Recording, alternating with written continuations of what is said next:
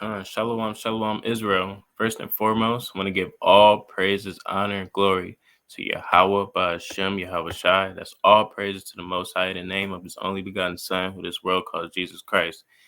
I got a sweet little treat for y'all, sweet little lesson. As y'all can see from the title, is who is Adam? Was he the first man on the earth or not?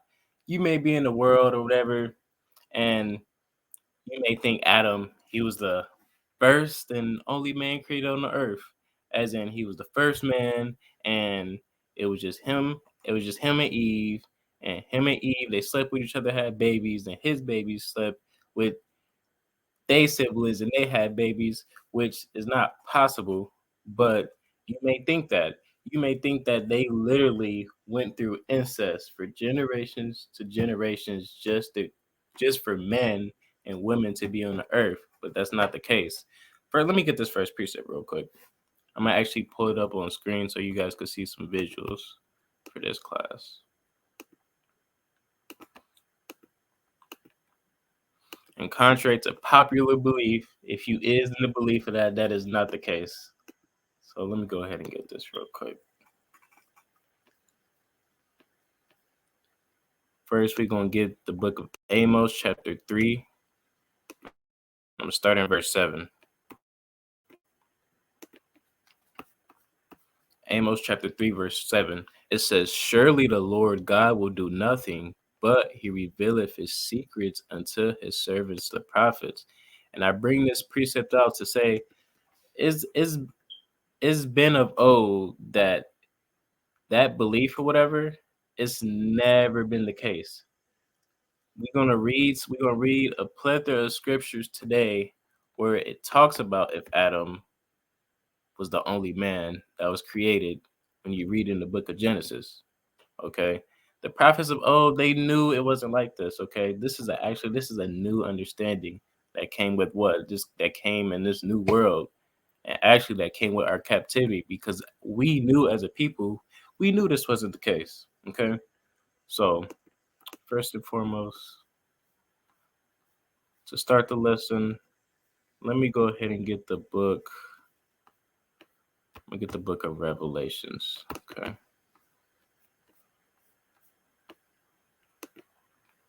I'm going to get the book of Revelations, chapter 22.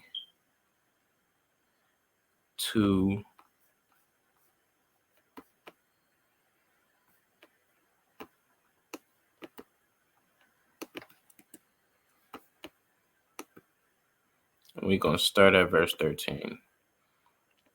Revelation chapter 22 and verse 13. And this is Christ's words. This is red letter. It says, "I am Alpha and Omega, the beginning and the end, the first and the last." And you guys remember this precept right here. This is Christ saying he's Alpha, Omega, okay? The beginning and the end, the first and the last. Now, this is alluding to something, and it's all going to come around full circle when we bring out all these precepts, okay? First precept I'm going to get the book of Syrac, chapter 33 and verse 10.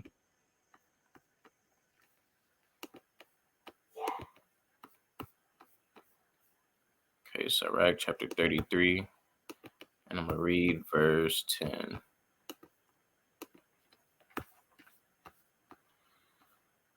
Syrac chapter 33 and verse 10. It says, "And all men are from the ground, and Adam was created of the earth." Now, why would it say all men are from the ground, right? And why would it say and Adam was created? Meaning what? Of course, man was created, but there was another person too. Specifically, it says Adam was created of the earth. When you read this in different translations, some of them they'll literally say it verbatim. Okay, I'm gonna actually get it in the I'm gonna get this in the GNT real quick. Okay, it says every human being was made from the earth, just as Adam was. So yes, everything comes from the earth. Everything was made from the dirt of this ground. You read about that in the book of Genesis. So yes, all men were of this earth. And to even to prove that, just look at how it is, just how life is, period. When we die, what happens? Our body, it goes back to the earth. It literally decomposes back into the earth.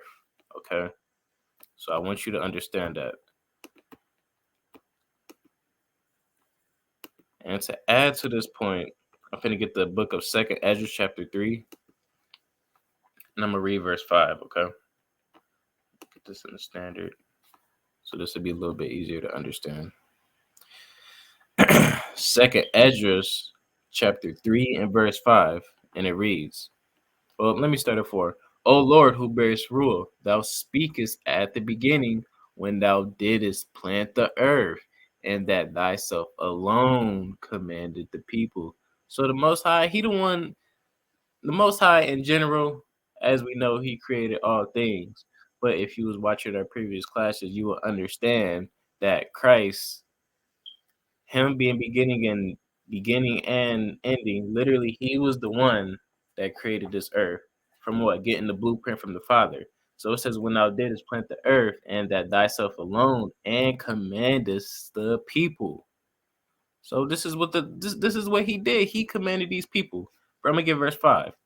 And gavest a body unto Adam without soul, which was the workmanship of thine hand, and didst breathe into him the breath of life, and he was made a living soul. So you even read about this, you read this Dana, the same exact verse in the book of Genesis. So then you would maybe ask the question, okay, what is that breath of life? I mean, he just breathe into him and he just became alive? Well, how would that be if he already made him? So he was just walking dead or whatever? No, I'm finna prove what that means, okay? I'm gonna get the book of Wisdom of Solomon, chapter 7. Wisdom of Solomon, chapter 7, and I'm gonna read verse 25, I believe.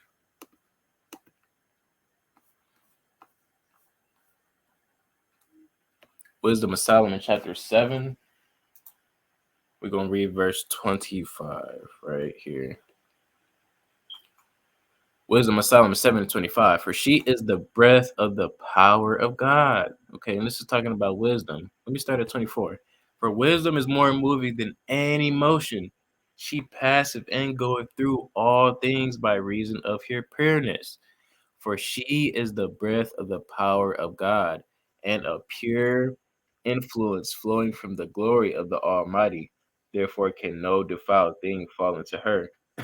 So this breath that the Most High breathed into Adam, it was understanding, it was life, it was these commandments or whatever. I believe there's a precept.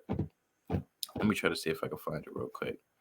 I believe there's a precept, maybe in the book of Second Ezra's, I believe chapter 16, where it talks about, this breath that he gave man an understanding. Okay. Yep, this is it. It's Second Ezra chapter 16 and verse 61. Let me get that real quick and bring it up on the screen. This is the book of Second Ezra chapter 16, and I'm gonna go all the way down to 61. Okay, 61. Second Ezra 16 and 61. It says, he made man and put his heart in the midst of the body, and gave him breath, life, and understanding. Okay. So this breath of life that he breathed into man, of course, he gave him understanding, man as a whole, because man, they think, they have a mind. Okay. He gave man understanding, but he gave this certain Adam, he gave him what? He gave him the breath of life. He gave him a certain understanding that trumps all the other understanding on the earth. Okay. And we're gonna get in that, we're gonna get into that too. Okay. I'm not gonna just say these things and not prove it. I'm finna bring up the next precept is gonna be Genesis chapter 5 and verse 1. Okay. So we're going back all the way to the beginning. Okay. Genesis chapter 5 and verse 1. It says, this is the book of the generations of Adam. Okay. It says, in the day that God created man In the likeness of God made he him. Okay. So let me keep reading. I'm gonna read to verse 2. Male and female created he them. You see this? It says created he them, male and female. So this is a cut to that understanding that it was just Adam and Eve. It wasn't just Adam and Eve. He created male and female, okay, and blessed them and called their name Adam in the day when they were created. So you may read this, it says, it called their name Adam. Huh? So male and female name was Adam? That's interesting. Okay, let me bring that. Let me read verse 3. This is gonna prove it even more. And Adam lived 130 years. So so think about this, okay? It says he created male and female, okay? Obviously, male and female didn't just live 130 years old, okay? Let me get this in the blue letter. I'm gonna break it down. We're gonna get a little bit technical today, okay? This is Genesis chapter 5 and verse 1.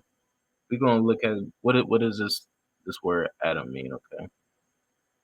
So it says, this is the book of generations of Adam in a day that God created man. Now, do you see this word Adam? You see this word man right here? It's the same word Adam or Adam. Same thing as Adam right here. Okay. Let's go deeper into that real quick. Now look at this right here. Check this out. Adam, man, mankind, a human being, mankind, which more frequently intended sense in the Old Testament. So yes, as a whole, he created mankind. It wasn't just two people that he created. Okay, get that out your head. You gotta forget everything that you used to know in this world. Forget everything that you learned when you was in a Christian church or whatever, or Catholic church or wherever you was at. Throw all that out the window. You gotta relearn to learn again. Okay, look at this. Mankind. This is just literally what it just means. Okay, this is what Adam means. So yes, he created man and he created Adam too, which we finna get into because this is a special Adam that he created, and that's the one that he breathed that breath of life, that understanding into. Let me get verse 2 right there. Look at this, male and female, and this is a different word, which really just means male. Like it says, created male and female, and he created he them. Okay, plural, them, and blessed them, and called their name Adam. Called their name what? We just literally just went into the word mankind, human beings. So yes, he created human beings. That's what he called them. Okay, mind you, they weren't speaking English back in that time, whatever. Neither was they really using this kind of wording. He just called them Adam, which would mean human beings, mankind. So let me get to the next precept. Okay,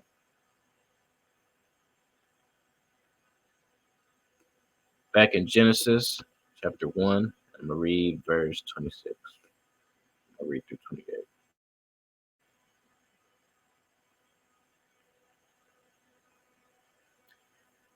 And God said, let us make man in our own image, after our likeness, and let them have dominion over the fish of the sea, and over the fowls of the air, and over the cattle, and over all the earth, and over every creeping thing that creepeth upon the earth.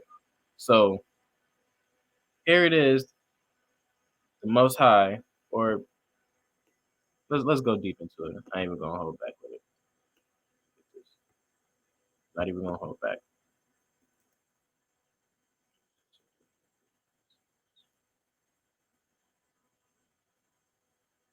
Genesis chapter 1 and verse 26. We're gonna pull up what all these words mean in the blue letter. Peep this. God. Okay. It's not the most high God. It don't say the most high God, it just say God. Which in the Hebrew it'll mean Elohim. Okay. Peep what this say. Rulers, judges, plural. Everything is plural. Look, look, look. Divine ones, angels, gods. Okay. This is plural. This word is a plural word, Elohim. So, with that being said, no, it wasn't one person during the beginning of creation.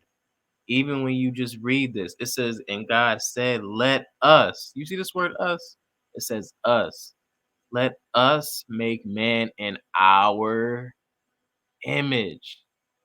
Meaning what? There couldn't have been one person. Who else would he be talking to? He had to be talking to somebody else. I'm gonna keep reading. After our likeness, and let them have dominion over the fish of the sea, over the fowls of the air, the cattle, over all the earth, and over all the creeping things that creepeth upon the earth. So during this time period, yes, man, they had control over all these things. They had dominion over all these things. Okay. I know you may see how in the world now people they have pets or whatever. They may train them. You may train them to walk. I meant to sit. You may train them to go run when you tell them to go. You may teach them how to give them your paw when you pull out a treat, or even if you don't. Or you got some people in the world they kind of tame animals. You might see people swimming with damn alligators, swimming with damn dolphins. You may see a person damn call a damn hawk from miles and miles away. Okay, you may get a letter. You may tie that letter to the hawk's foot and have it go mail it damn all the way across the land to somebody else. Yes, he gave man power to do these things, but during this time, they had even more power. They had a little bit more power than we have now. Because all we know how to do is pretty much tame and train. Go ahead and go try to tame a damn lion out the wild, or a damn tiger, or a damn hippo. That thing will eat you. Okay? So this is a different time. Let me keep reading. Verse 27. So God created man in his own image. Okay? In the image of God created he him. Male and female created he them. Meaning what? Again, it was more than one person more than two people that he created. Okay? Let me get verse 28. And God blessed them, and God said unto them, be fruitful and multiply, replenish the earth and subdue it, have dominion over all the fish of the sea, over the fowls of the air, and over every living thing that moveth upon the earth. Okay? I hope y'all can understand this. Let me get the book of Genesis, chapter 2, read verse 24. If you're not swayed by all them precepts, I'm going to get this precepts. Let's see what this one do. Genesis chapter 2 and verse 24. It says, therefore shall a man leave his father and his mother, and shall cleave unto his wife, and they shall be one flesh. Now think about this, right? How would the Most High? How would he tell if it was only two people? How would he say Adam and Eve? A man shall leave his father and his mother, and shall cleave unto his wife. Lord, what you talking about? A mother and a father? First, what does that mean? No, this is talking about all man. Period. Meaning what? When he created Adam, when he created male and female, it wasn't. I'm sorry, I keep stressing on the same point, but no, it was not only two people. Why else would he give this commandment if it was only two people? Okay, so that's pretty easy to understand if you could grasp it. Okay, let me get the book of Job, chapter 27. Get the book of Job, chapter 27, verse 3.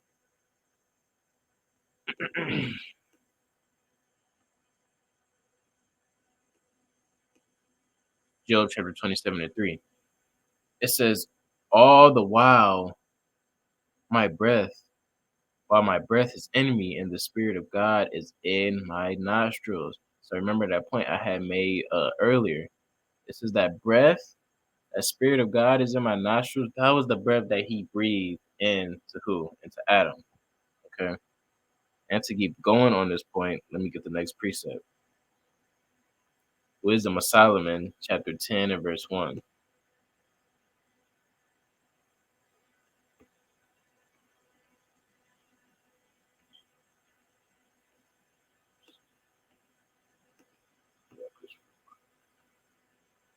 Bear with me, y'all. Bear with me. Wisdom of Solomon, chapter 10. And I'm going to start at verse 1. Okay. Wisdom of Solomon 10 and 1. It says, this is talking about wisdom, okay? She preserveth the first formed father of the world that was created alone and brought him out of his fall. Now, hold on. This is talking about creation. This is talking about the beginning, okay? And it's talking about wisdom, like I was talking about that breath. Okay, it says she preserveth the first formed father. The first formed father. Hmm. Who is this first? Who is this firstborn father? Okay, of the world that was created alone and brought him out of his fall. Okay, and gave him power to rule all things. Okay, so here it is that this father of all creation. Okay, and gave him power to. She gave him power to rule all things. Okay.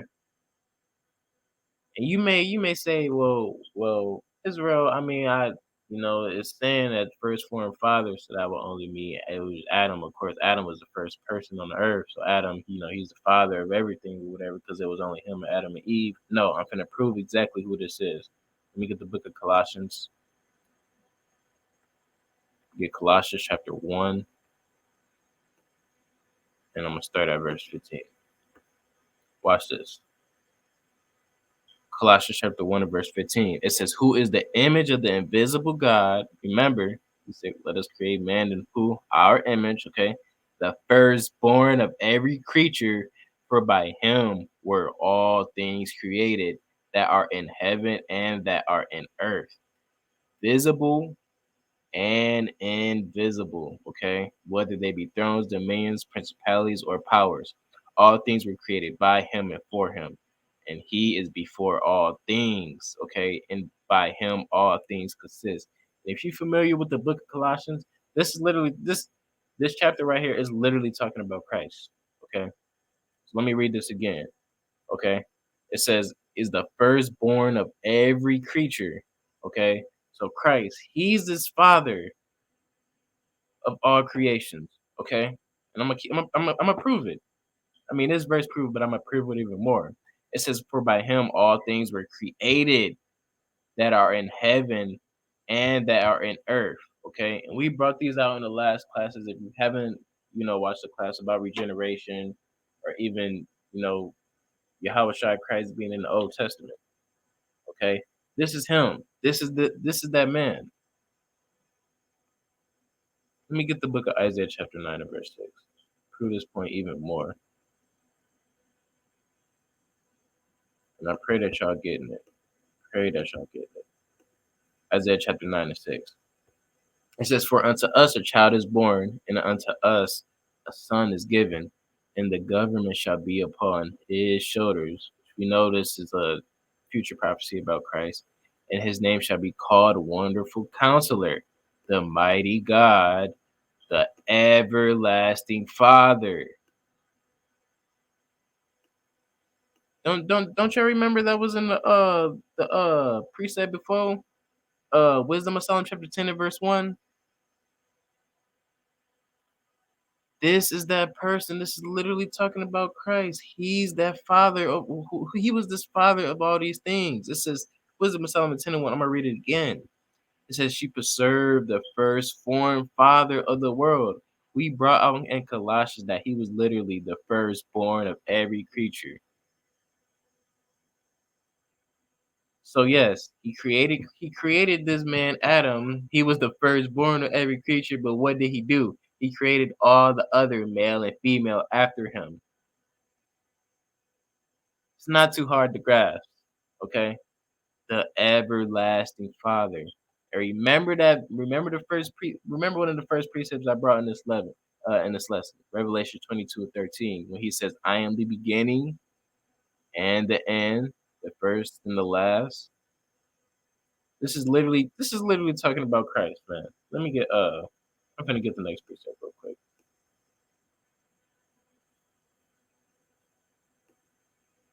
Let me get Second Ezra chapter 5. I'm gonna start at verse 54. I'm gonna read through 55. Second Ezra chapter 5 and verse 54.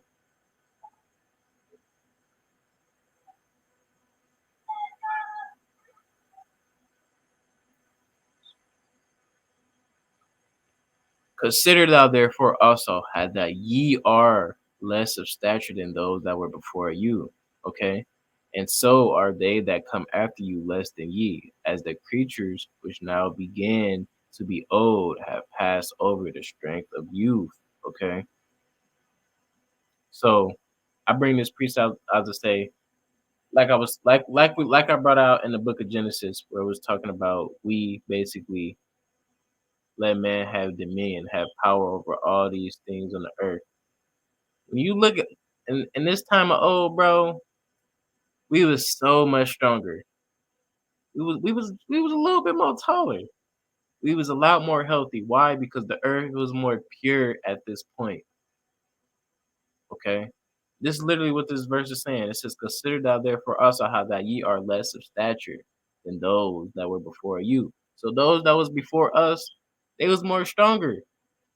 They was a little bit more taller.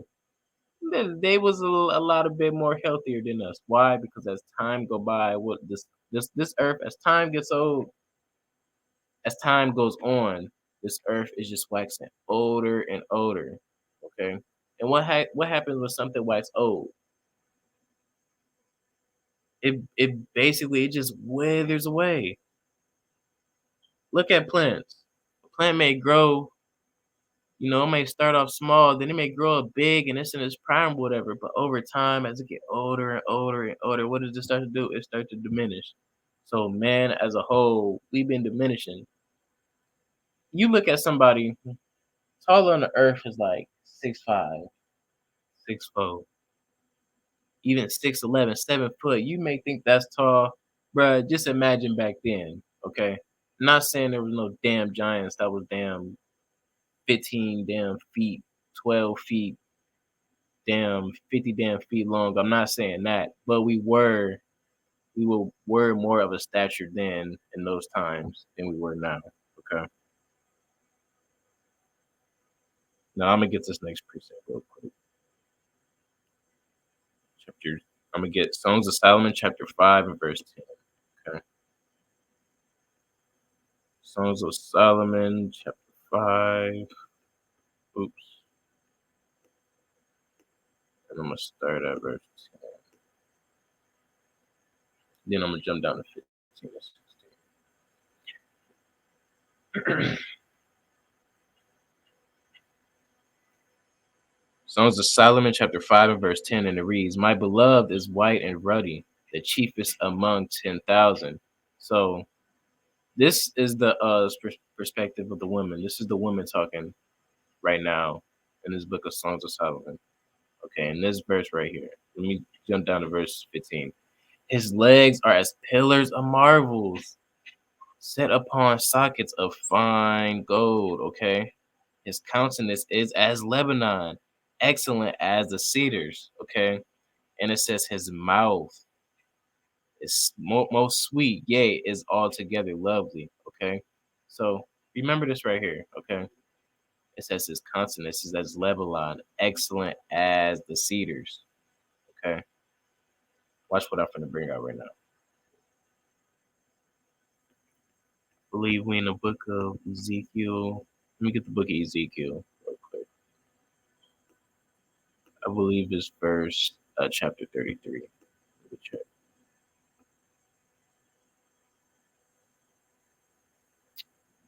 Maybe 31.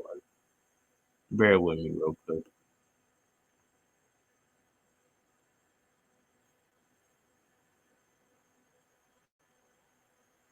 Look at verse 3. Behold, the Assyrian was a cedar in Lebanon, with fair branches and with a shadow shroud, and of a high stature. Okay, and his top was among the thick bulk. His height and his stature was of among the thick bulks. Now, in the book of Songs of Solomon, chapter 5, when I read verse 15, she was comparing Solomon to what? This damn a Lebanon, this cedar that was in Lebanon. So in this chapter right here, it's saying, behold, the Syrian was a cedar in Lebanon. So when you look into the scriptures, the Most High, he compares Israel to a damn cedar in Lebanon. And sometimes he'll compare different heathens when they on a when they on a pedestal, when they at top, he compares it to certain things. And to prove that, look, he says, speak it to Pharaoh, the king of Egypt. Okay. So this cedar in Lebanon, what does it says? Bare branches, shadowing shroud, and of a high stature. I literally just brought out in the precept before that what? We are less of stature than those that were before us. So during that time of Adam, when you read in the book of Genesis, we was living like 600, 700, 800, 900. We was living years old. We were living for years. Like I said, we was healthier, a little bit more taller. We was a lot more stronger. That's when things were a little bit more pure than where they were right now. Okay, so that verse was just to prove that point. Let me get the next precept real quick. It'd be a book of Ecclesiastes, chapter 1 and verse 9. Now I'm gonna basically get back onto the topic back here. Ecclesiastes 1 and 9. It says, the thing that hath been is that which shall be, and that which is done is that which shall be done. There is no new thing under the sun. Is there anything whereof it may be said, see, this is new? It hath been already of old time, which was before us. So the thing that hath been, okay, it is that which shall be. Meaning what? To tie this all back into the lesson. Remember one of the first precepts I brought out. It says, I am what? I am Alpha and Omega, the beginning and the end, the first and the last. It says the thing that had been is that which shall be. Okay. We brought out the precepts about Christ being this father of all creations, literally the firstborn of every creature. Okay. So with him being the firstborn of every creature, it will only make sense that what? If all these creatures were to pass away, he'd be the last one standing. Okay. That which is done and that which shall be done, and there is no new thing under the sun. Okay. Let me get the next precept. Now we finna read a little bit about the book. We're gonna go back in the book of Genesis too.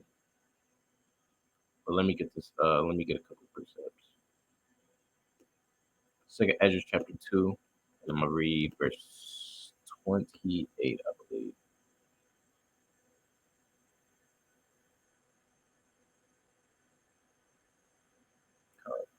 Second Ezra chapter 2, and I'm gonna read verse 28. It says, the heathen shall envy thee, but they shall be able to do nothing against thee, saith the Lord. Now remember that. Remember that precept. We're gonna be in the book of Genesis chapter 3 and verse 1. Genesis 3 and 1. Now it says, now the serpent was more subtle than any beast of the field which the Lord God had made. And he said unto the woman, Yeah, hath God said, ye shall not eat of every tree of the garden? It says, and the woman said unto the serpent, we may eat of the fruit of the tree of the garden. But let me skip down. Okay. Let me skip down. And when the woman saw that the tree was good for food, and that it was pleasant to the eyes, and a tree to be desired to make one wise, she took of the fruit thereof and did eat, and gave also unto her husband with her, and he did eat. Now, you may read the book of Genesis, you may read the third chapter, and you may think, oh well, this was an actual snake. Maybe it was a python, maybe it was a damn king cobra. Who knows what snake it was? But you may think that an actual snake was what? In a damn tree, slithering around, being slimy as hell, doing what? Talking to Eve, talking to the woman.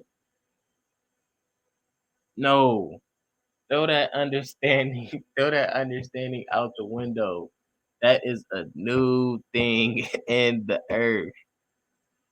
That is literally a new thing in the earth. Okay. We say it all the time at camp. Like we literally say this all the time. Obviously, there wasn't no damn serpent talking in the damn tree. I literally just brought out in the book of Ecclesiastes 1 and 9. It says the thing that had been, it is that which shall be. Okay. And they were saying there's no new thing under the sun. Now, are snakes talking to people right now? Can you go to the damn zoo and look at the damn snakes that be in the damn glass boxes? Are they gonna talk to you? No, they're not gonna talk to you. Why? Because there's no new thing under the sun. So that the same way it was back then, it's the same way now. If you can't talk to a snake today, you can't talk to a snake then. This is talking about a person. This is a characteristic of a person. Why? Because he was being a damn snake. Let me get this book of Second Ezra chapter 2. Let me get this 2 again. Okay. Second Ezra chapter 2 and verse 28. It says, the heathen shall envy thee, but they shall be able to do nothing against thee, saith the Lord. So I bring this out to say the heathen, this man Adam and his woman, they was all envious of this man. And this time they was envious of this man. They wanted to see this man downfall. Why? Because he had rulership over all these things. He literally had dominion over everything. He was literally the top man in the earth in this day. He was literally the top man of the in the earth in this day. So why would that be the case? It says the heathen shall envy thee because they shall be able to do nothing against thee, saith the Lord. Let me go prove that a little bit more. I'm gonna go back to Ezekiel.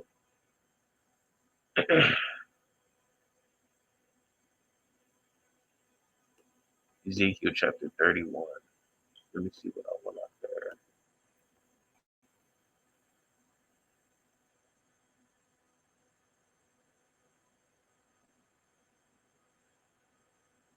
Ezekiel chapter 31.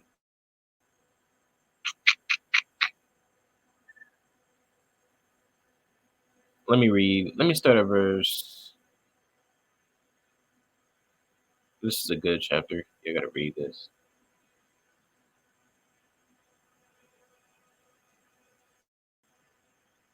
Let me start at verse 4. Okay. It says, the waters made him great. Okay. The deep has set him up upon a high with her rivers running around about his plants, and sent out her little rivers unto all the trees of the field. Okay. Let me read verse 5. It says, therefore his height was exalted above all the trees of the field, and his boughs were multiplied, and his branches became long before all the multitude of waters when he shot forth. Okay. This is parabolic speech. So let me keep reading. Let me jump down to verse 8. The cedar in the garden of God could not hide him. The fir trees were not like his boughs, and his chestnut trees were not like his branches. Nor any tree in the garden of God was like unto him in his beauty. Now we keep saying damn things about branches, about beasts, about trees. And we you may be like, bro, this is Israel, this ain't talking about no man. Where is you going with this? I'm finna prove that when it's talking about trees, it's literally talking about people. Okay.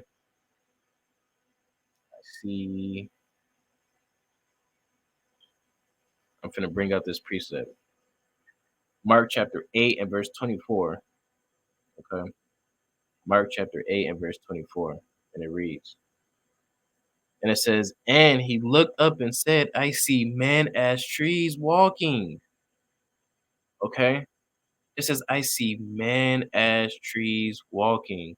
So we know that this whole chapter is literally parabolic. It's saying one thing, but it's meaning another. Let me get the precept upon precept.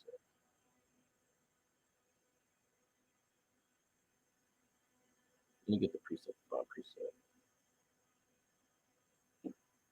Book of Isaiah chapter 28 and verse 10. Let me go ahead and pull it up so you can see.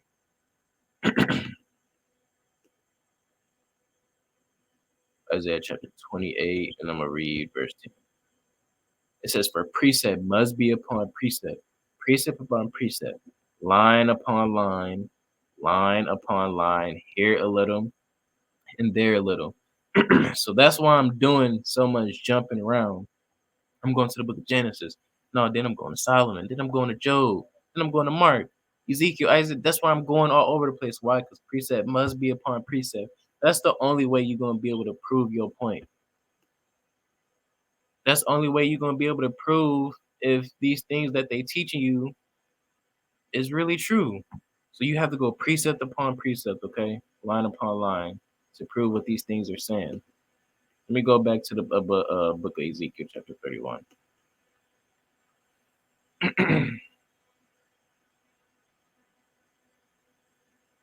Verse 9. It says, I have made him fair by the multitude of his branches, so that all the trees, okay, it's people. Take this, pretend this where a tree don't exist. Pretend to say people. I have made him fair by the multitude of his branches, so that all the people of Eden that were in the garden of God, they did what? They envied him. Now, why would they envy this man? Let me go back to the book of let me go back to the book of Second Ezra. Second Ezra chapter 28.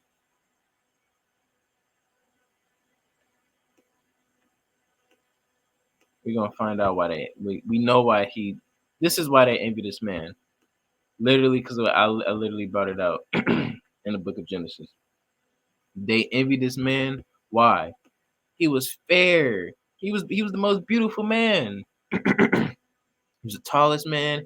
He had so much power over everything. He was literally the top guy. You know how they got they have a president of the United States. They got damn dictators around different parts of the world, whatever. They got damn Vlad.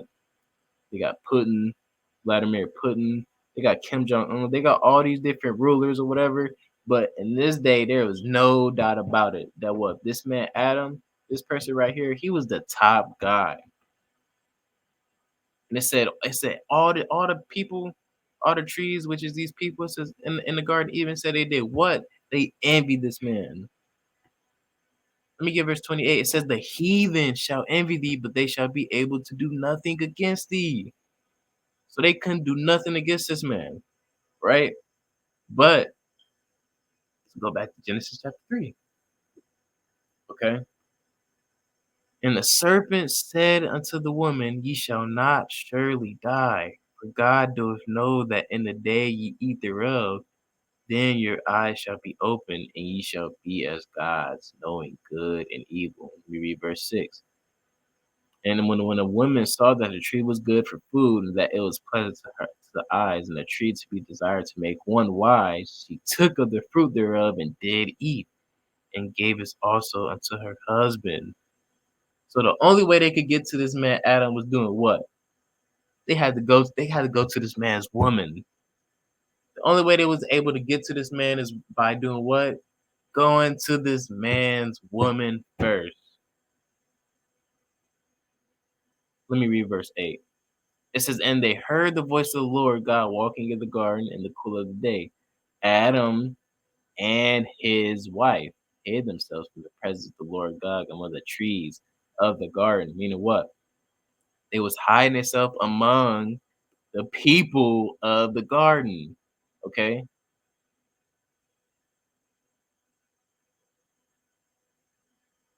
Let me read verse 12 real quick. Matter of fact, let me get 11. It says, and he said, who told thee that thou wast naked? Hast thou eaten of the tree whereof I command thee that thou shouldest not eat? So here it is. The Most High, he said, bro, you don't eat. Don't eat of this. Don't eat of this tree. Don't be eating these different doctrines or these different. Don't do it. And Adam, bro, they didn't do it for such a long period. They didn't do it. But what did the serpents have to do? What did these snake ass people have to do? The only way they could get Adam to fall, the only way that they could get Adam to go off was by doing what? Going for his woman first. That was the only way they was able to orchestrate this. Let me let me get this precept real quick. First Peter. Matter of fact, let me get Syrac chapter. I'm gonna get Syrac chapter 25 and 19. Syrac chapter 25 and 19. And this is a little bit deeper class today, okay, Israel. So I hope you have to bear with me, y'all understand it. Syrac 25 and 19. It says, all wickedness is but little to the wickedness of a woman. Let the portion of her sinner fall upon her. Okay. So here it is. Eve, you know, Adam's wife, she knew that the Most High said don't eat of this tree, right? She knew this, but how did he entice her? How did he entice us? How did he entice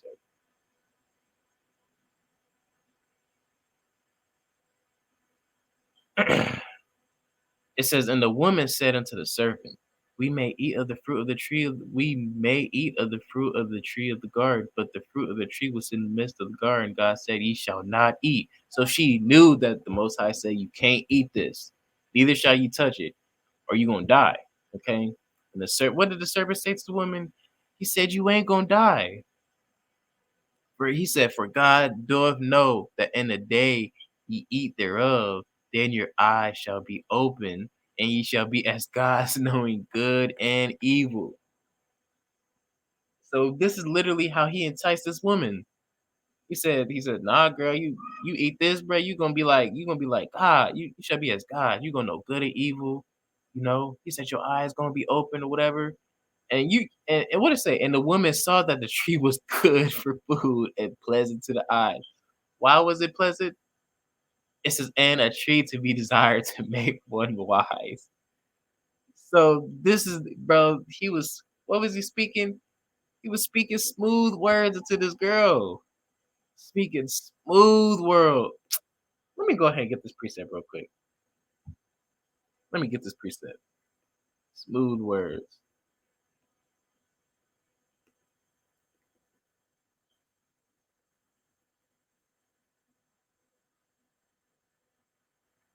Let me get Isaiah 30 and 10, okay? It says, which say to the seers, see not, and to the prophets, prophesy not unto us right things, but speak unto us smooth things. Prophesy deceit. When you read this book of Isaiah chapter, when you read this chapter of Isaiah, it's literally talking about Israel. Bro, same spirits on earth now. Like I brought out in Ecclesiastes chapter 1 and verse 9. That which has been is that which shall be. Bruh, they was speaking unto this woman, they was speaking unto her smooth things. But what were they? They were really deceived. They were really deceived. Let me get another precept.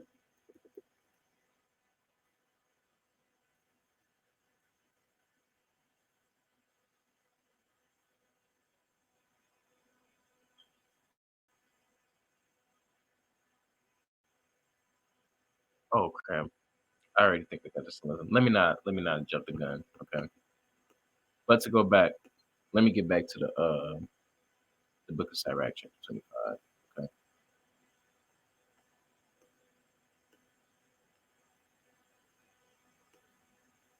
Syrac chapter 25 and verse 19. And it reads, it says, all wickedness is but little to the wickedness of a woman, and let the portion of a sinner fall upon her. So these smooth words they were speaking unto her, yeah, they was enticing her. That's they told her exactly what she wanted to hear. And what? That little she literally transgressed what the Most High told her not to do. I mean, what all wickedness was but little to her. It didn't mean nothing at that moment. Let me jump down to verse 24. It says, of the woman came the beginning of sin, and through her we all died. How do we know this? How do we know when the woman became the beginning of sin, and through her we all died? This chapter right here, book of Genesis. She the one that ate that fruit. The Most High told her no. What she say? She said yes. She went the total opposite way. She literally went against the grain. And because she did that, what happened? Through her, we all die. They wasn't dying at this time, bro. These people weren't dying.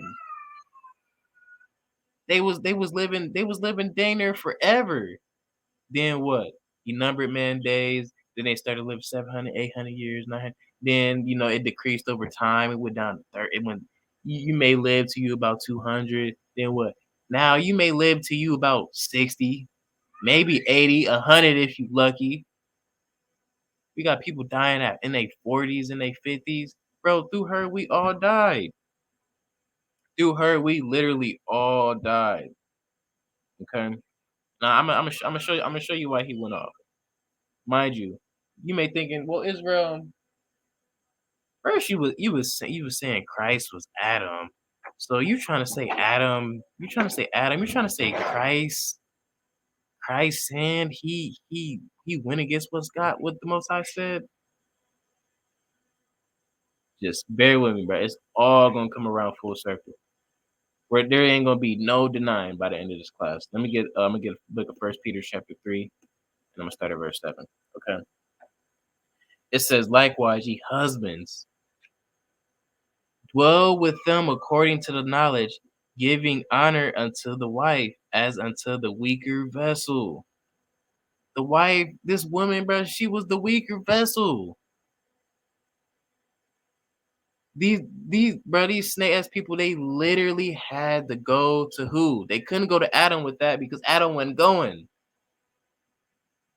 They couldn't go to this man. Where do they have to go? They had to go to the weaker vessel. Unto the wife, the weaker vessel. Okay? So that was the only way they would be able to get to Adam. Because the weaker vessel, she gonna be enticed by them smooth words. Oh, you telling me I'm gonna be a god on earth? Let me eat up then. They literally had to go to the weaker vessel. What's that precept? One consent. Okay.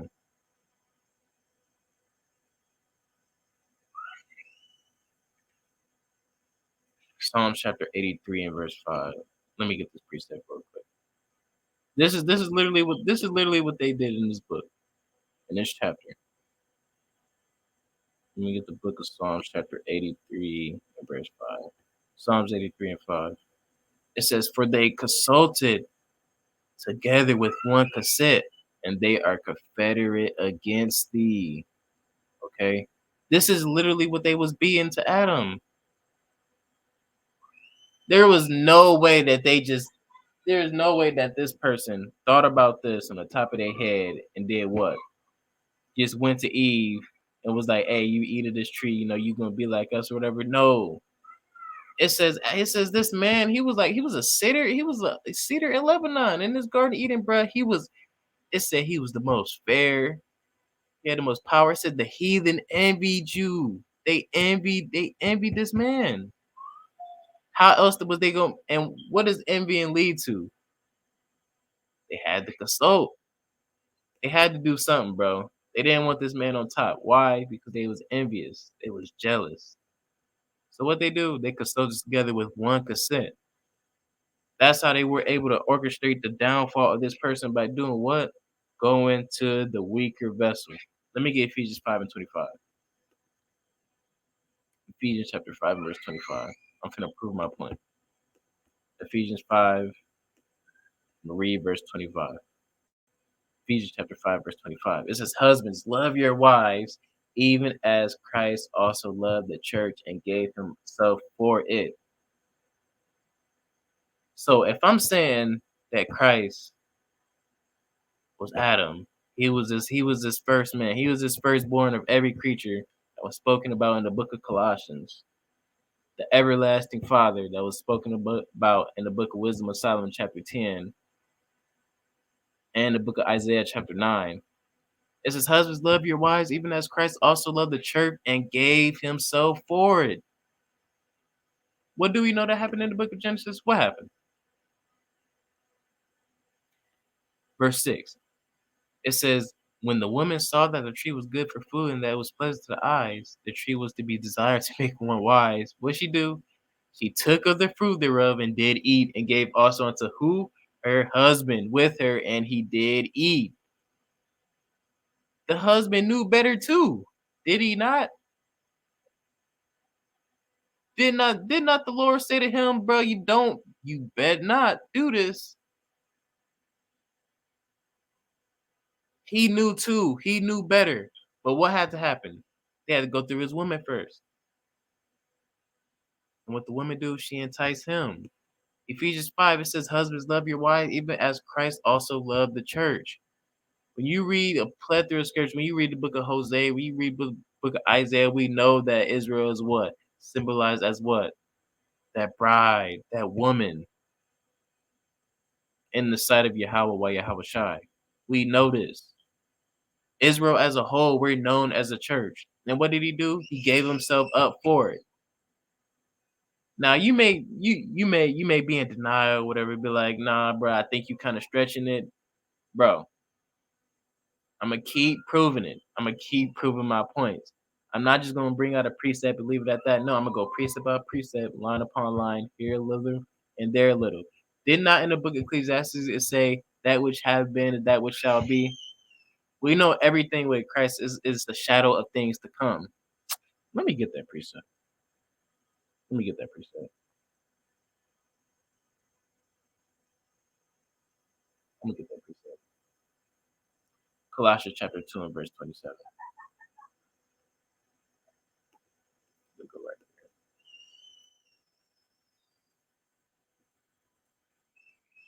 Colossians chapter 2, I'm gonna read verse. Matter of fact, let me get 17. It says, which are a shadow of things to come, but the body is of Christ. So we know that literally all these things from the book of Genesis, all the way to before this man, before he came in the name of Yahweh Shai, before he came in the name of Christ, all these was a shadow of things to come. All these prophecies concerning him that he knew he had to fulfill, what were they? They were literally a shadow of things to come. In the Ephesians, like I just brought out in Ephesians chapter 5 and verse 25, it says, husbands, love your wives, even as Christ also loved the church, which is what? That women, and he gave himself for it. He gave himself, bro. Adam in that garden, he knew what the consequences, what his actions was. What he do? He gave himself for it. So the same way through him that death entered into this earth, the same way he did what? He saved us. And I'm gonna prove it. I'm gonna literally prove it in this next precept right here. There's no denying it. First Corinthians, First Corinthians. I'm gonna start at. I'm gonna go to 15, and I'm gonna go to verse 20. Okay. First Corinthians chapter 15. I'm gonna start at verse 20. It says, "But now Christ is risen from the dead and became the first fruits of them that sleep. For since by man came death, and by man came also the resurrection of the dead."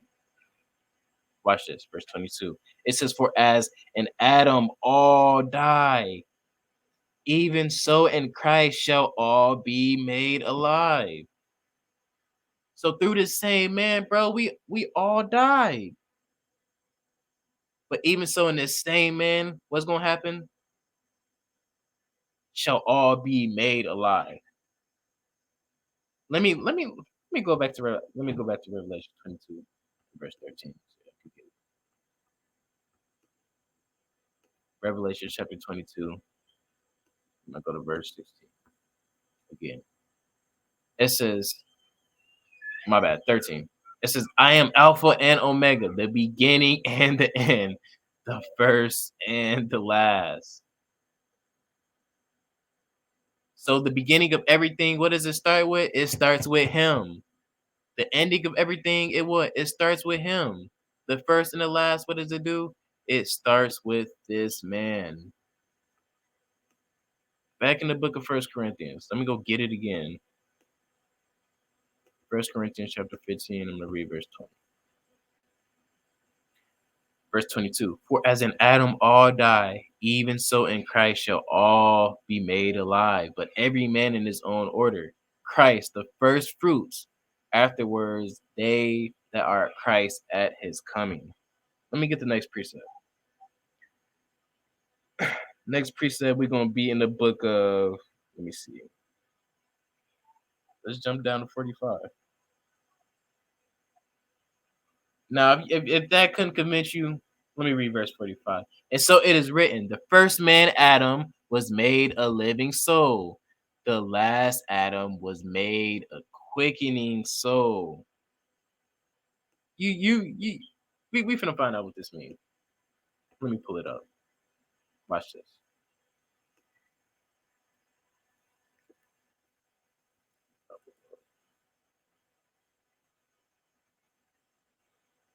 Literally, I'm finna show you what this verse means. The white man knows what this verse means. All these different translators, they know what this verse means, but Israel, we do if not know, bro. We just don't know. Let me get the book of First Corinthians 15. Let me get verse 45. Literally, the scriptures tell us the first man, Adam, became a living soul, but the last Adam, that is Christ, is a living, giving spirit. Just in a different translation. As so it is written, the first man, Adam, was made a living soul. The last Adam was made a quickening spirit. Bro, this is the same person. We literally been on the topic of regeneration and Christ being in the Old Testament for like a few weeks now. This is literally that same person. That verse was saying it verbatim. If you still don't get it, let me bring out some more precepts. Precept literally has to be upon precept, line upon line upon line, here a little and there a little. I'm going to precepts to prove this point, to prove this similitude that's in the Bible. Peep this. Second Ezra 4:30. For the grain of evil seed has been sown in the heart of Adam from the beginning. And how much ungodliness have it brought upon us up until this time? So this grain of evil seed, it was sown in this man from the beginning. There was nothing he could do about it. Because why? We know everything is the will of the Father. If that grain of evil seed wasn't sown in him, Christ wouldn't be here. There wouldn't be no need for Christ to what? Die on that cross for Israel, for us to be saved, for us to be adopted back into that. There wouldn't be no need for that. We know all things work by the Most High will, and all things they work for a reason. It's just how the Most High wanted to play out. And look how much ungodliness have been, bro. Look at the times we're living in. We got people damn changing their damn gender. We brought out in a class, the world is wicked. If you ain't seen, bro, you got people want to be transabled. They feel like they should have been born disabled, so they make themselves disabled. We got our people murdering each other on a high rate. daily. We got people sleeping with other people's wives. In the truth, bro, this world is off. And literally, why is because that evil seed, this evil seed that was sown in him from the beginning, it brought all this evil upon the earth. It says, and how much shall ye bring forth until the time of threshing come?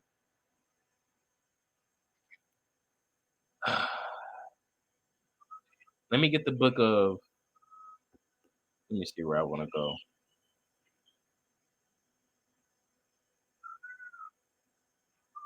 Let me get the book of Genesis chapter 26 and verse 12. Go back to the beginning. Genesis chapter 26.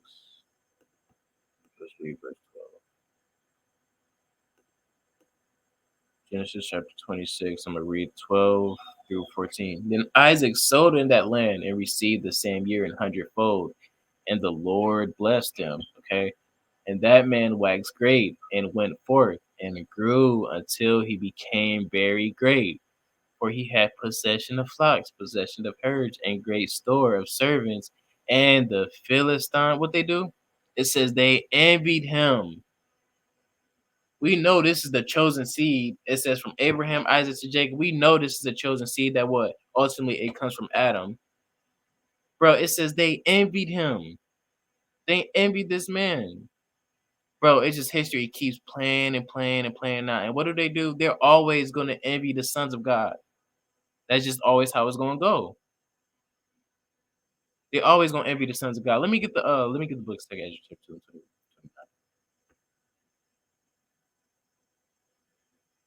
Second Ezra chapter 2.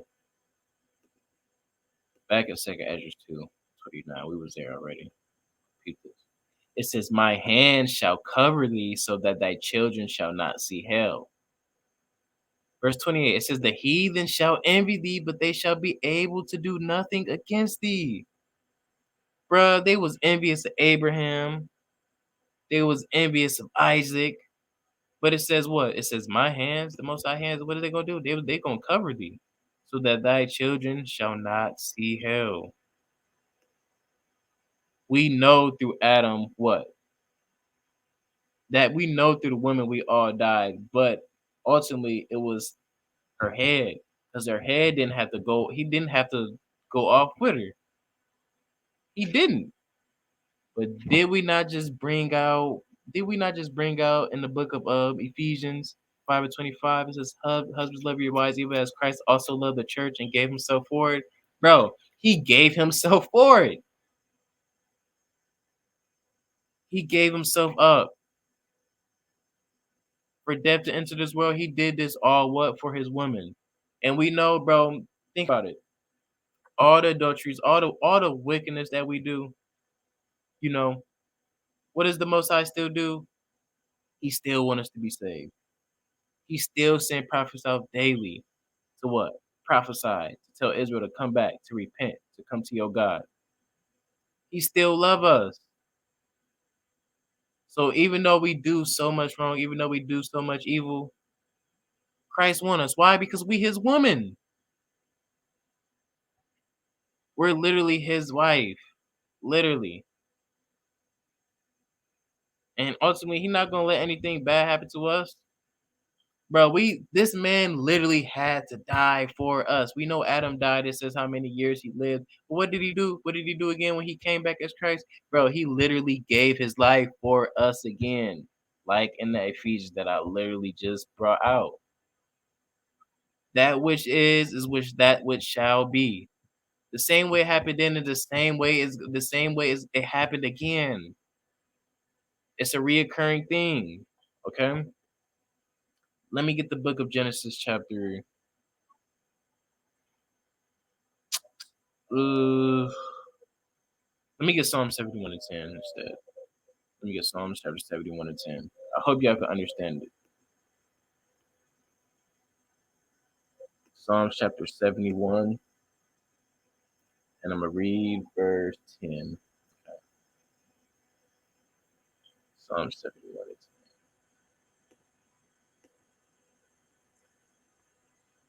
It says, for my enemies speak against me, and they that lay wait for my soul take it counsel together. Did we not just read in the same book that what they consulted together with one consent? Did they not envy us? They did not envy this man Adam. It says they lay wait for my soul and take counsel together. The only way this was able to happen, how it was able to happen, they had to come together on one accord to be like, yeah, can't get to Adam. We can't get to this man. Let's go to his woman. And we know he gonna ride for his woman. Bro, we the same, bro. It's just look at how Jake is today, bro. We got some Jake, some Israelites, they will go down with they women. If they women being wicked, bro, they will be, some of them will go down. They will be wicked with they woman. It's the same spirit, bro. It's literally the same thing. That was the only way they was able to get Adam to fall is by what? Going to his woman first.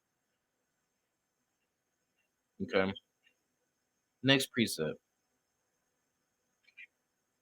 I'm gonna get the book of Second Ezra, chapter 3 and verse 6.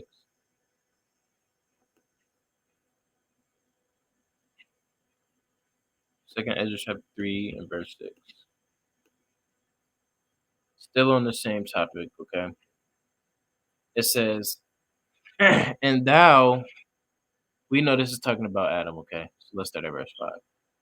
And gave us a body unto Adam without soul, which was the workmanship of thine hands, that did his breathing into him the breath of life, and he was made living before thee. Verse 6. It says, and thou leadest him into paradise, which thy right hand have planted before ever the earth came forth. Okay, and unto him thou gavest commandment to love thy way. This is that breath of life that he breathed into his man. What meaning what? It was them commandments to love thy way, which he transgressed. And what happened? Immediately thou appointest death in him, in his generation, and in his generations, of whom came nations, tribes, people, kindreds, out of number. Okay. Verse 8. And every people walked after their own will and did wonderful things before thee and despised thy commandments. Did we not just bring out in the few precepts before that evil seed, it was planted in him, and look how much wickedness came forth?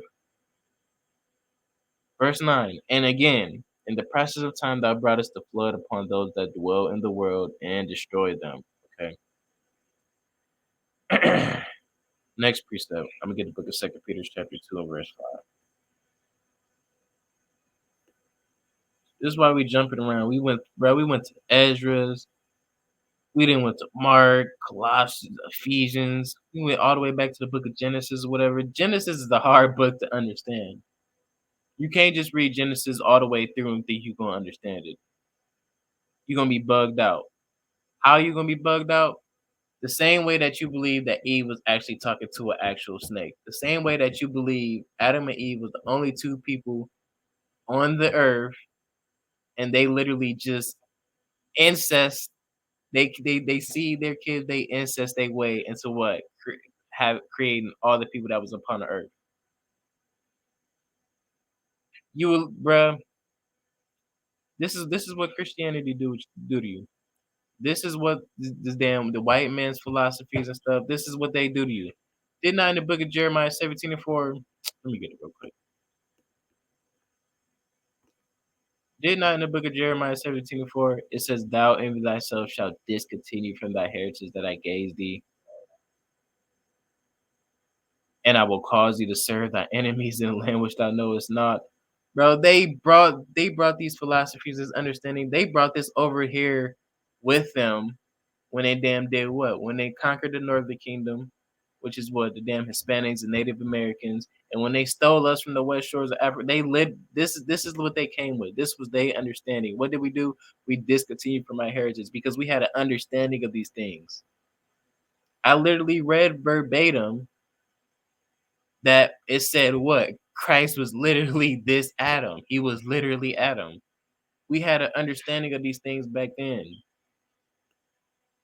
And literally all I'm here to do is basically just give you that understanding which you used to have back then.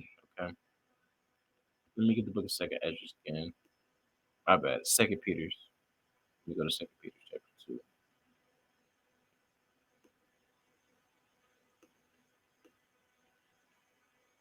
Second Peter chapter 2 and 5. It says, and God and spared not the old world, but saved Noah, the 8 persons, a preacher of righteousness, bringing in the flood upon the world of the ungodly. So the Most High, he damn near had to push reset on everything. Because this, bro, it got so wicked. He was like, bro, y'all gotta go. Y'all literally had to go. But what did he do? He saved what? The preacher of righteousness. Did we not just bring out in the book of Second Ezra, chapter 2 and verse 28? Did we not bring out, or verse 29, where it says, my hand shall cover thee, so that thy children shall not see hell? The children of God, Adam's righteous seed, what did they do? Bro, they didn't see death. What did he do? He saved Noah and these 8 persons. Okay. Let me get the book of Acts chapter 16 and verse 31. I'm going to bring it back all around circle. Acts chapter 16 and verse 31. It says, and they said, believe on the Lord Christ, and thou shalt be saved and thy house. Okay. Bro, best believe if you believing on the Most High, if you keeping His commandments, if you believing on Christ, what He gonna do? He gonna save you and your house like He did what? Like He did from old times. Noah, he believed in the Most High. He believed the Most High told him build this boat. I'm finna flood this earth. What did he do? He listened to the Most High. He believed. How do you show your belief? By your faith. And how do you show your faith? By your works. He literally showed that he believed, and what had happened? His whole house was saved. That which is that which shall be. What happened then, same way is gonna happen again. If you believe in him, he gonna save you and your house. You gotta believe that though, but you gotta show that you believe. I'm gonna get Second Ezra chapter 3 verse 10 to touch more on Adam.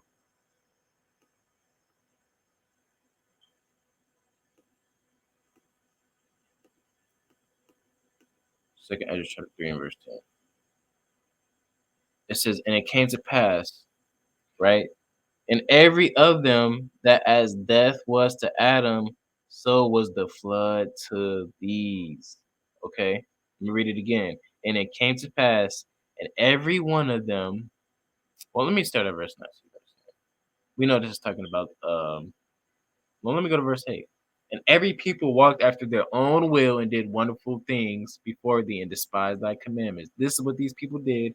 And again, in the process of time, thou broughtest the flood upon those that dwell in the world and destroyed them. But it came to pass, and every of them that as death was to Adam, so was the flood to these. So the same, bro, because same way death was to Adam, going against the commandments, or whatever. This is what these people was doing.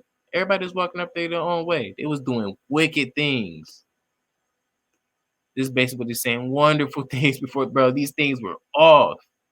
And what they do, they despise what the Most High said was right and what was wrong. They went after their own mind. So the same way that death was to Adam, same way was these flood to these people. Okay? Same way. You go against the Most High, what's gonna happen, bro? You just let me get the precept. I'm gonna get the precept. The wages of sin is death. Romans chapter 6 and verse 23. Romans chapter 6 and verse 23. Bring it out.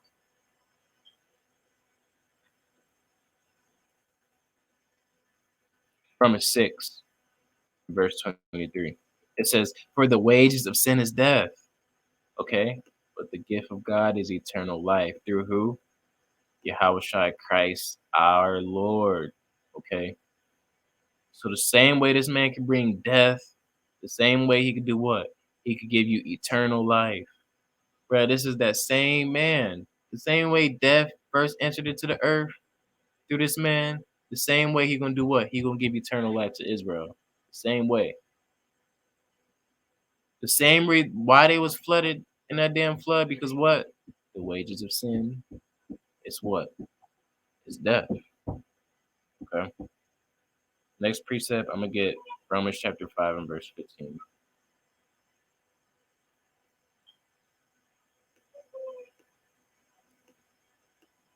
Romans chapter 5 and verse 15.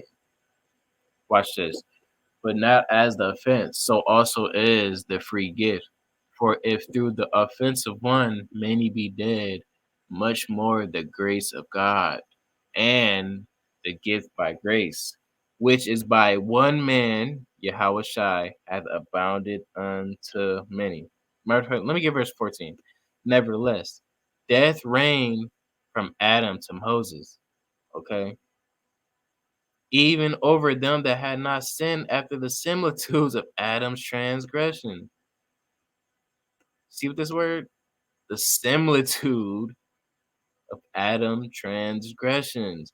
I've been breaking it down, this similitude from the beginning of this class till now. It's the similitude of Adam's transgression, who is the figure of him that was to come. You see what this say? Who is the figure of him that was to come?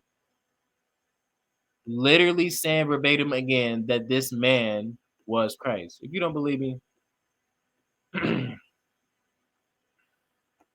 me read it in another translation so you can maybe see it better. Okay.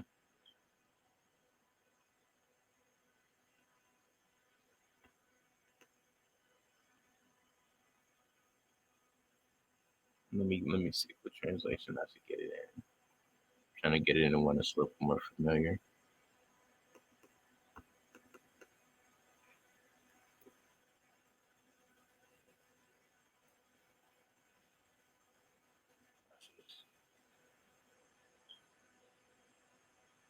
Watch this. Romans 5, verse 14.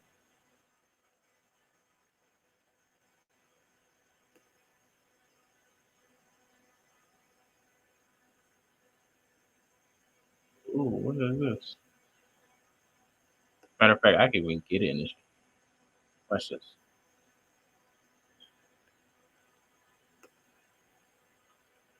Romans chapter 5, verse 14. Literally saying the same thing. Nevertheless, death reigned from the time of Adam to the time of Moses, even over those who did not sin by breaking command, as did Adam, who is the pattern of the one to come. Bro, this is literally that same man. Same man. It's that same person. Watch this. I'm gonna get it in another translation.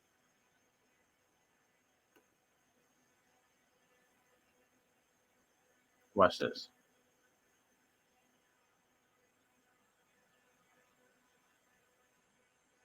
The book of Romans, chapter 5. Read verse 14.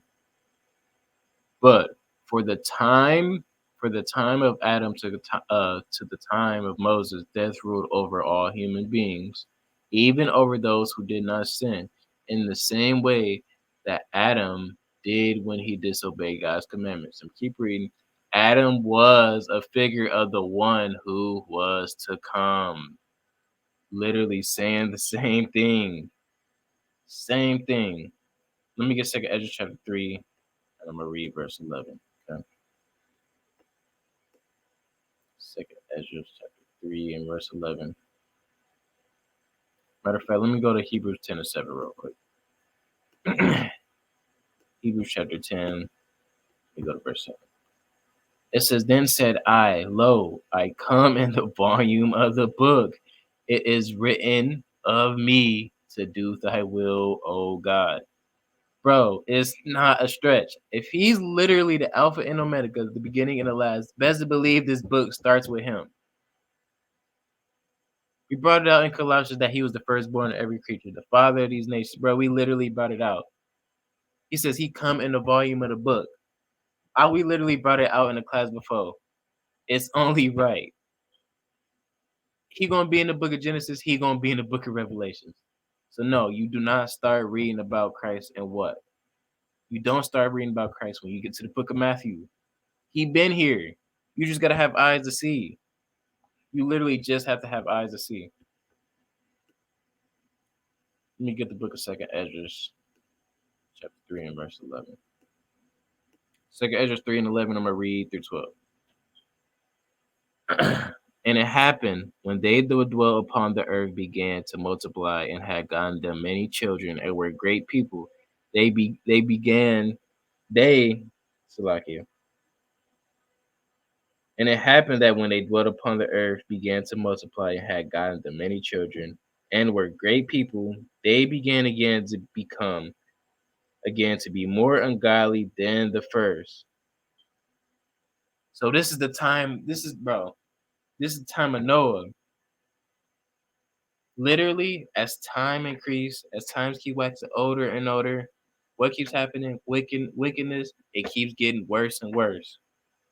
Back then, they weren't damn changing their genders. They weren't able to do that. They weren't sitting there murdering how they was murdering. How we doing it now? They wasn't doing it back then. Why?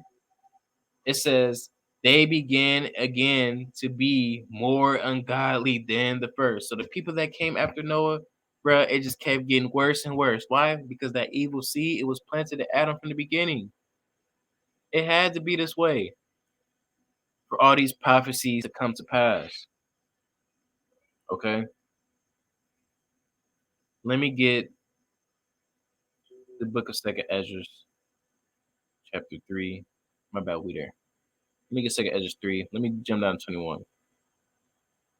For the first Adam, bearing a wicked heart, transgressed and was overcome. Okay. And so be all they that are born of him. Like I was literally just talking about. Because Adam had that wicked heart, because that evil seed was implanted to him, so all they that are born of him, same way that we wicked, bro. Same way that we was born in wickedness. Same way. Same way. Let me get the book of Syrac, chapter 40. We got a few more precepts as well. I hope you can understand. Syrac chapter 40, I'm gonna read verse 1. Syrac 40 and 1. It says, great travail is created for every man, and a heavy yoke is upon the sons of Adam. From the day that they go out of their mother's womb till the day that they return to the mother of all things. So all this great wickedness, all this great brothers, this stress, this damn depression, this wicked world, all this is on every man, and this heavy yoke is upon everybody that came from Adam. All this is what? It's on the sons of Adam from this day until what? Until we go back into the earth. From the moment we come out of our mother's womb, it's what? We got to deal with this stressful ass world. Why? Because this life is not fair. So the reason why this world is the way it is why? Is because that little itty bitty wicked seed. And now every man got to suffer. Why? Because of the transgressions of one man. Okay. But this same man that brought this death into the world, what did he do? He gonna give eternal life. And we know this is talking about Christ. Okay. We know this is talking about Christ. Let me get Luke chapter 3 and verse 38. You still don't believe, you may not still believe this man Adam is Christ. Well, we gonna get it somewhere verbatim again. Going what? Precept upon precept. Oops. Let me get the book of Luke, not Mark. Let me get Luke 3 and verse 38. Luke 3 and verse 38. It says, which was the son of Enos, which was the son of Seth, which was the son of Adam, which was what? Which was the son of God. Who else is known as the name of the Son of God? And we dang near all sons of God. This is saying Adam, which was what? The Son of God, who is also known as the Son of God. We know it's only one person. We know who the Son of God is, the firstborn Son of God, and who we know that's Christ. Still don't believe? Next precept. Second Ezra chapter 6 and verse 54. There ain't no getting around this one. We bring this out at camp. This is a classic. And after these, Adam, who thou madest Lord of all thy creatures, of him come we all, and the people also whom thou hast chosen. Adam was Lord of all creatures. Who else is the Lord of all creatures? We know who's the Lord of all creatures. We know who the Most High made Lord of all these creatures. Like I said, like the same way Adam was the Lord of all the creatures back then, or whatever, the same way he was the top man in the earth in that day, the same way he is now, the Lord of all creatures. Don't believe me? Let me get this. I'm gonna get a few more precepts to prove this point, where there ain't gonna be no denying by the end of this class at all. Remember the second Esdras. Remember that second Esdras 6:54 that I just brought up. Let me get second Esdras 7 and 11. Because for their sakes I made the world, and when Adam transgressed my statutes, then was the creed that is now done. Okay. Next precept. Syrac chapter 49 and verse 16. Watch this. Watch this. Verse 16. It says, Sem and Seth were in great honor among men, and so was Adam above every living thing in creation. So hold on. It said Adam also whom thou madest Lord of all thy creatures, right? And it says, so was Adam above every living thing in creation. Well, we know Adam ain't over Christ. We know that. That is an undisputed fact. He's not over every living creature. But there's only one way. There's only one way he could be above every living creature. If what? If he's the same person Christ who what all these things were given to. Been approved again. Daniel chapter 7.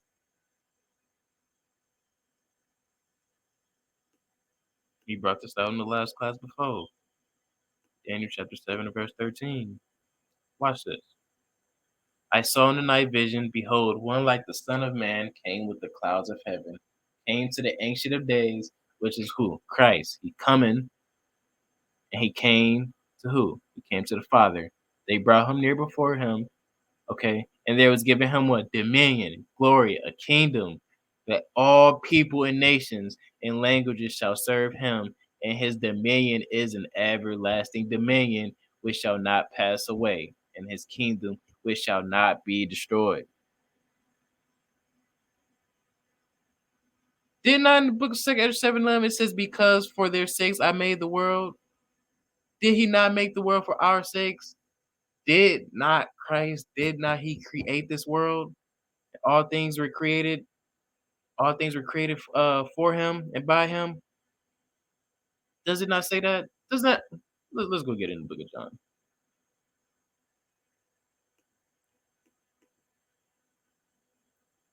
Book of John 1 and 1. It says, in the beginning was the word. Okay. Christ. The Word was God, was what? Power, Elohim, like we brought out in the beginning of class. And the Word was God. Okay, so select. Let me read this over again. The beginning was the Word, and the Word was with who? Yahweh the Father, and the Word was with who?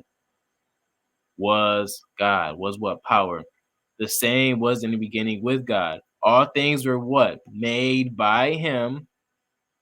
We brought out in Colossians that he created all these things, right? All things were what? Were made by him, and without him was not anything made. All these things were made by him. And what? The Father gave him dominion over all these things because why? He created them. Meaning what? He was what? He was above every living creature. He was the Lord of all these creatures. Why? Because he made them. It's the same man. Couple more precepts, man. Prove this point.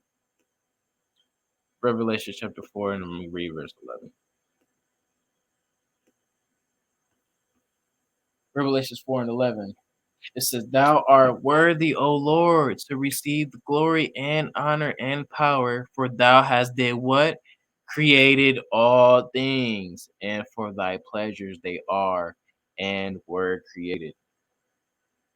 So, literally, like I just brought out in the precept before, all things were made by this man. So it's only right that he'd be what? He'd be Lord over all these things. The same way he was the top man in the earth, he the top man in the earth now. And what is he? He's going to be the top man in the earth when he come back and save his people, because he's the one that's promised this everlasting kingdom. It's the same man. So the same way this death entered into the earth is the same way what? He gonna save us. This same person. Okay? Let me get this last precept. Let me get this last precept. And it's a precept that I've already brought out, but Jake, they gotta hear it a few times. So Jake could get it. Watch this. Revelation 22. I'm gonna read verse 13. I am Alpha and Omega, the beginning and the end, the first and the last. Okay. Same way he was here in the beginning, the same way he gonna be here in the end. Okay. The same thing, everything started with him. If everything was to end, what is it gonna do? It's gonna end with him. He's his Alpha and Omega. He's the first and the last. Okay. This is that same man. Okay. So that'll pretty much conclude this class. I know this was pretty deep. It was a pretty meaty topic, but the touching the points that I already brought out, no. Adam and Eve, like all the plethora precepts that we brought out, you can even go to the book of Genesis to cut that. No, it wasn't just Adam and Eve on earth. Their seed, their kids, and not just incest their way into them populating the earth. He created what? He created male and female. Like we brought out, we know that word Adam means what? Humankind. It says he made male and female and called their name what? Adam. Okay, we brought that out. And we've been going on this topic of regeneration and Christ being here since the beginning in the so-called Old Testament. Same, literally, that he'd be in the beginning and the end, first and last. It's only right that he would be in what? You read about him in the book of Genesis. And you will read about him in the last book of the Bible, the book of Revelation. It's that same man. Okay? So I hope that wasn't too hard to grasp. I hope it was pretty easy to pick up or whatever. But with that, I'm gonna pretty much conclude the class, Israel. I pray that y'all all safe. I wish all y'all Godspeed. First, before I get off this recording, before I get off this, I want to say, Call halal Yahweh Ba'Shem Yahweh Shai. All praise to the Almighty Father and the name of His only begotten Son. Okay, Israel, stay fasting, stay praying, stay doing the work, stay repenting, and stay keeping the commandments so we can be saved out of this captivity. Okay, that I bid all y'all shalom, y'all shalom.